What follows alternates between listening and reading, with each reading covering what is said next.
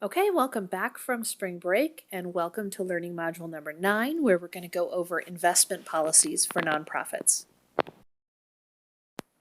Okay, so at first you may be thinking, investment policies?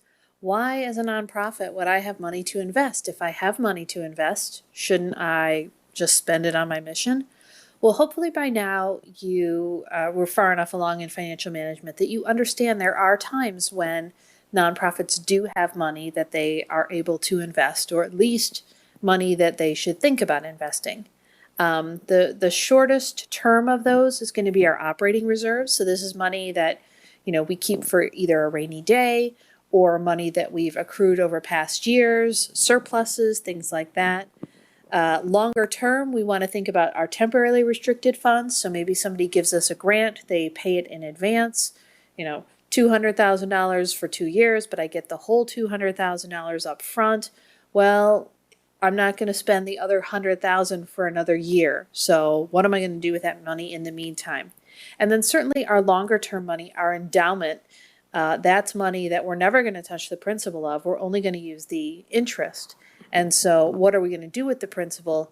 That's what we're talking about when we're talking about investments. So before we get to some specifics about investments, we want to look at what is the board's responsibility. Because although the CFO and the executive director will be involved in crafting the investment policies and making the decisions, really most of it is going to be, most of the responsibility and the roles are going to rest with the board. So the board has a fiduciary responsibility, which means that basically they agree to be good stewards of the funds that come into the organization. And as part of that fiduciary responsibility, if the organization is going to be investing, it's a requirement that they have an investment committee.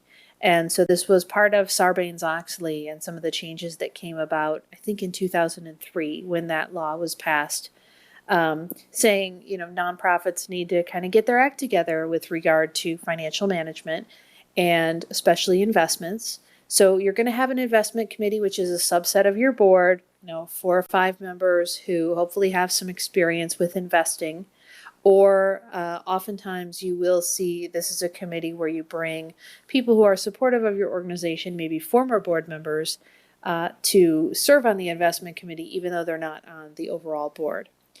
The role here of the investment committee is going to be to develop the policy, so to make the decisions about how funds are going to be invested, as well as to interact with and sort of oversee the professionals that we're going to hire to do the investing for us, right? Most of us don't, in our personal lives, probably, spend a lot of time making the trades ourselves. We have investment bankers or financial managers that help us with that and invest our money, our 401k, our IRA, whatever it may be.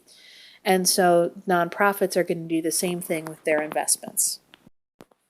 So when the board is making its policy statement, that's going to be a written document that guides how they're going to do their investing.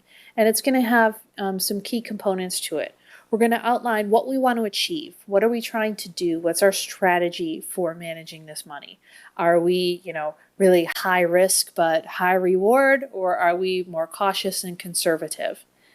It's going to talk about the organizational structure, who's going to determine what we get to do from the perspective of, making changes, buying new securities, buying different things, what the terms are for managing the consultant that we use, that sort of thing. What the role of the staff might be as opposed to the role of the board, when the full board needs to get involved, all of those things might have to do with the structure.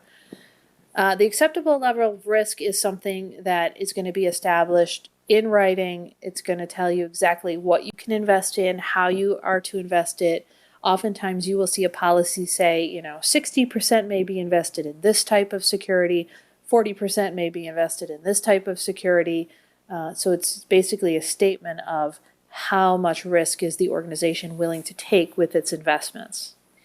There's going to be some kind of information usually about how we're going to choose our investment consultant, right? Is it an RFP? Are we going to interview people? Is it a 3-year contract?